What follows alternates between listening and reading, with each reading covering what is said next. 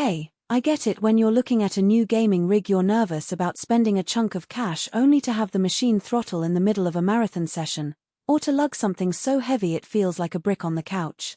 You've probably already scrolled through a dozen spec sheets and watched a handful of YouTubers hype up the graphics, but the real question is whether the Dell 16 Plus actually lives up to the promise of a 16-inch AI-powered 2-in-1 that can keep up with competitive titles and still serve as a workhorse for meetings.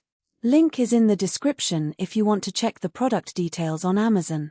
What makes the Dell 16 Plus stand out is that it's trying to be a jack of all trades, a gaming laptop, a convertible tablet, and a business machine with Windows 11 Pro and an AI copilot built in.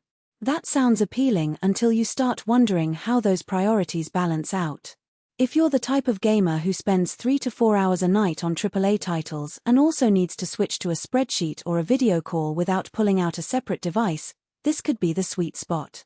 If, however, you're a pure esports competitor who needs the highest frame rates and the lightest chassis, you might find the compromises too noticeable. Let's break down the day-to-day experience. First off, the display. Dell equips the 16 Plus with a 16-inch WUXGA panel 19201200 resolution plus a touch layer that folds back into a tablet mode. The extra vertical space compared to a standard 1080p laptop feels real when you're scrolling through long code files or browsing forums, and the color accuracy is solid enough for photo editing without needing a calibrator.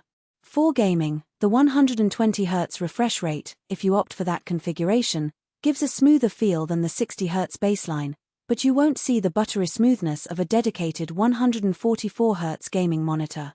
In practical terms, you'll notice a difference in fast-paced shooters, but it's not a deal-breaker for most titles.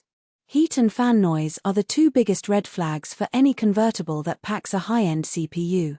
The Intel Core Ultra 7256V runs on a 10nm architecture that's efficient on paper, but when you push it with a modern game, the laptop's dual-fan system spins up noticeably. In my own testing with a recent open-world RPG, the fans reached a medium pitch after about 20 minutes and stayed there. The noise isn't deafening, but it's audible enough that you might want to lower music volume if you're streaming. On the flip side, the thermal solution seems to keep the CPU temperatures in the low 80s Celsius range, which is respectable for a thin and light form factor.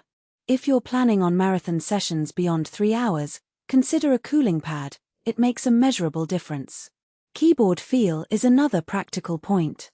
Dell kept the classic backlit layout but added a slight concave dip under the keys, which feels familiar to gamers who have used mechanical boards.